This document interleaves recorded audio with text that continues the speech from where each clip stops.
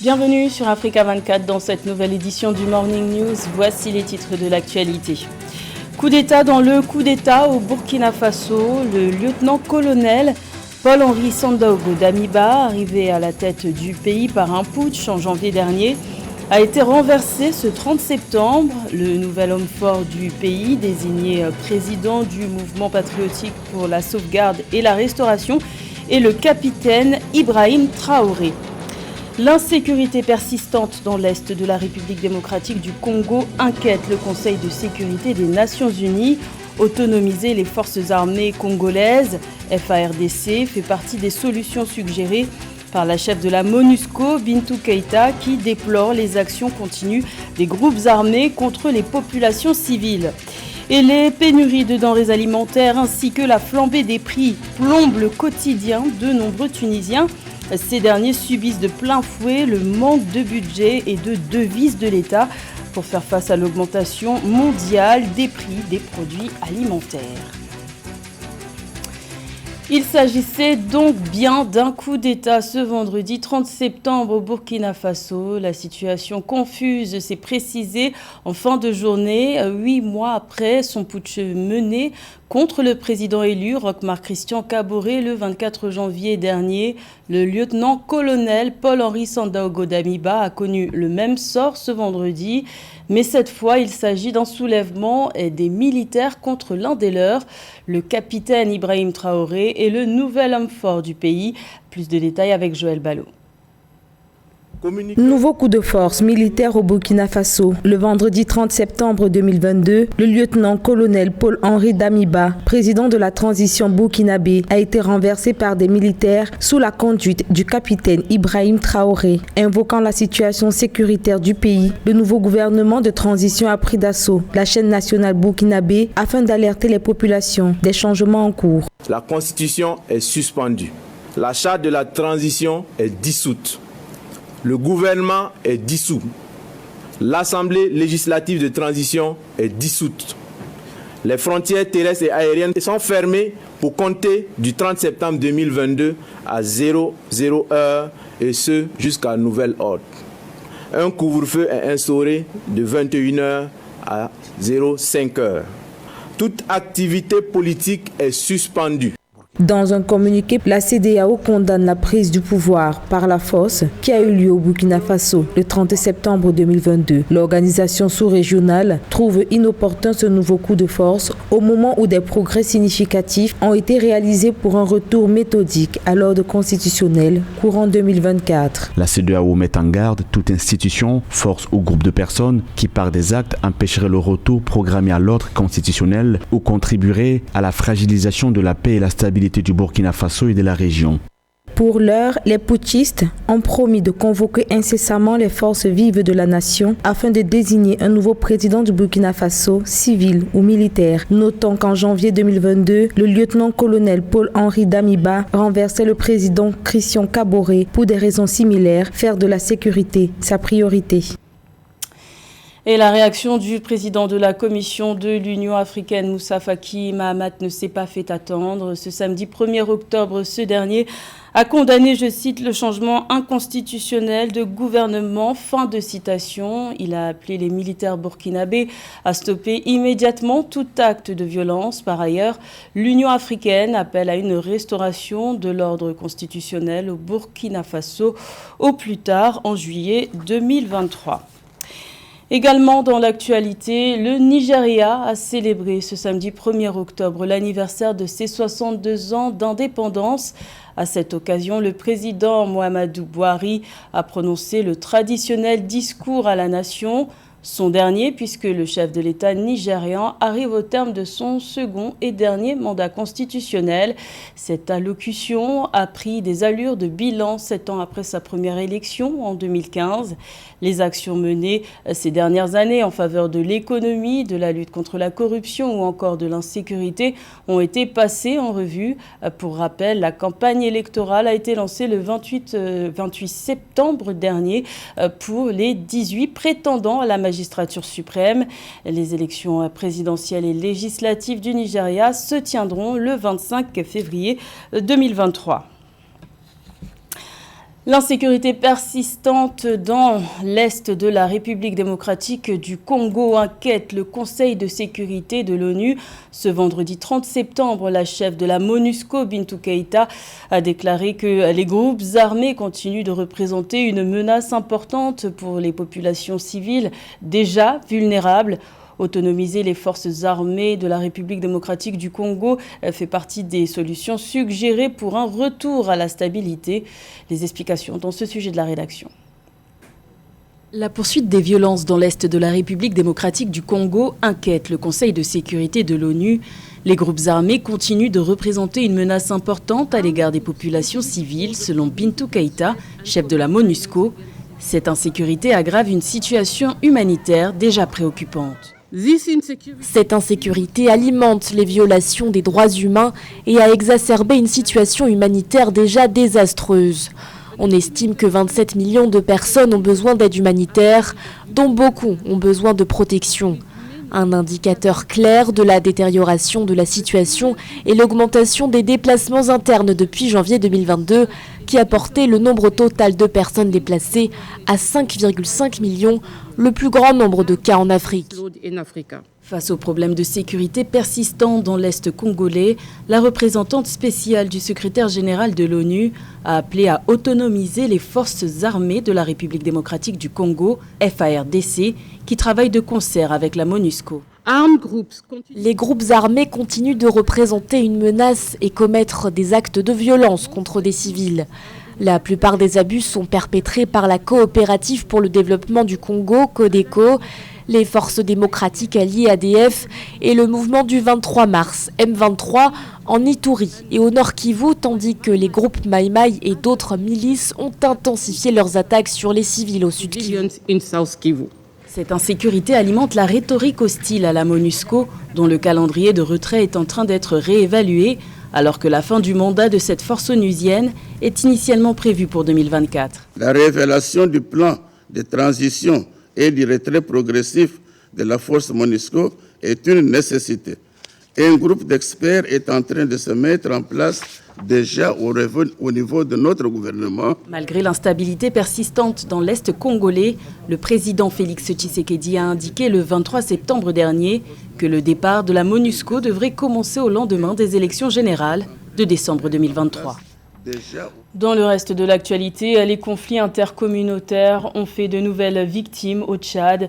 17 personnes sont mortes ce vendredi 30 septembre dans des affrontements entre agriculteurs et éleveurs à Mangalmé, dans la province de Guéra, située dans le centre du pays. Les violences se sont poursuivies ce samedi 1er octobre dans plusieurs villages où de nombreuses maisons ont été incendiées. Il faut rappeler que les violences intercommunautaires sont fréquentes au Tchad. Selon l'ONU, en 2021, ces affrontements auraient fait plus de 300 morts, une centaine de blessés et plus de 6500 déplacés.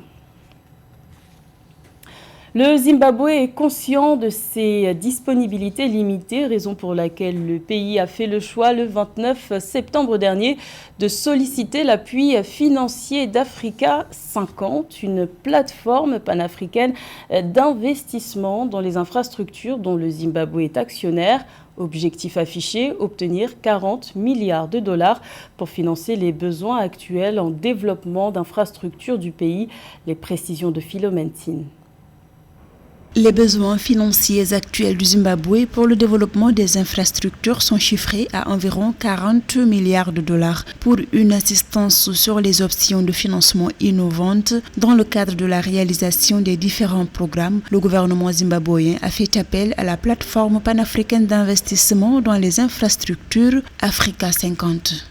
Nos besoins de financement pour les infrastructures s'élèvent à 40 milliards de dollars, mais après avoir examiné nos enchères de financement et l'espace budgétaire dont nous disposons, nous sommes limités dans ce domaine. Donc, après avoir consulté Africa 50 et le Zimbabwe, nous avons ensuite discuté des enchères de financement innovantes et l'une des enchères concerne le recyclage des actifs. Pour rappel, c'est en février 2022 qu'Africa 50 et la Banque africaine de développement ont annoncé le lancement d'une alliance pour financer des projets de construction durable en Afrique dans le but de lever 500 millions de dollars. Une initiative qui pourrait bénéficier au Zimbabwe, pays qui assure le transit vers des destinations extérieures en Afrique australe. Cette situation oblige à des investissements réguliers pour maintenir ces infrastructures à niveau. Le Zimbabwe peut aussi compter sur ses capacités industrielles et puis compter aussi sur le financement interne. À part ça, le Zimbabwe, par sa position stratégique, presque tous les pays passent par le Zimbabwe. Donc, ils pourront en profiter pour d'ailleurs avoir des financements avec l'aide aussi de l'Afrique du Sud qui a un potentiel industriel très important avec des échanges gagnant-gagnant pour les deux pays. Actuellement, le gouvernement zimbabwéen s'est lancé dans d'importants projets, notamment la construction d'une autoroute, d'un échangeur, de 2 barrages et l'expansion de l'aéroport international Robert Mugabe. Gros plan à présent sur le difficile quotidien de nombreux Tunisiens. En l'espace de 9 mois, le taux d'inflation a progressé de près de 2 points dans le pays pour atteindre 8,6% en septembre. La flambée des prix et les pénuries font planer une inquiétude qui se ressent aussi bien chez les consommateurs que chez les commerçants. Un sujet de la rédaction. Sur fond d'inflation et de crise financière, le quotidien des Tunisiens est depuis quelques mois soumis à rude épreuve. Lait, sucre, café, tomates, riz, de nombreuses denrées alimentaires manquent ou sont rationnées. Pénurie et flambée des prix font planer l'inquiétude sur les marchés. Qu'est-ce que je peux dire? Les prix montent, les pauvres ne peuvent plus rien se permettre. C'est comme si le monde était en feu. Nous ne pouvons pas travailler. Nous travaillons avec la moitié de nos capacités. Lorsqu'un client vient, il ne peut pas obtenir tous les aliments de base. Les clients demandent quelque chose que je n'ai pas. Nous n'avons pas d'autre option. Nous devons pouvoir travailler pour nourrir nos enfants. La Tunisie manque de budget et de devises pour faire face à l'augmentation mondiale des prix alimentaires.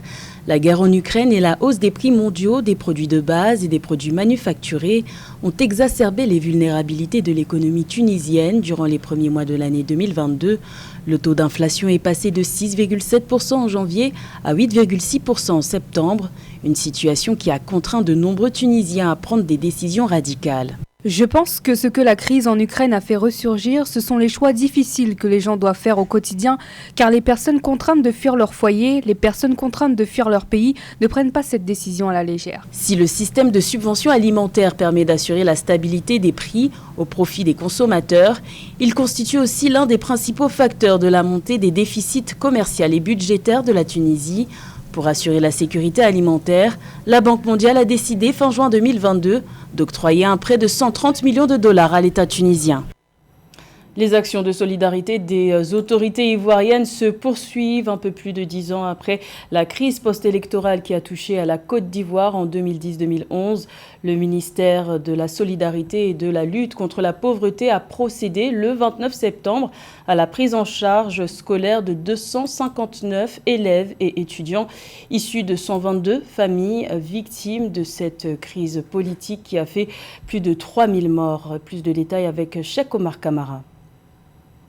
Les victimes des crises en Côte d'Ivoire, dont la crise post-électorale de 2010-2011 qui avait duré 5 mois, faisant plus de 3000 morts et des milliers de déplacés, reçoivent le soutien du gouvernement ivoirien. À Abidjan, jeudi 29 septembre, le ministre de la Solidarité et de la lutte contre la pauvreté, Miss Belmond Dogo, a remis des prises en charge scolaires à plusieurs dizaines de victimes ou ayant droit de victimes des crises ivoiriennes. En plus des prêts pour les activités génératrices de revenus AGR, les prises en charge scolaires aideront les victimes à assurer la scolarisation de leurs enfants.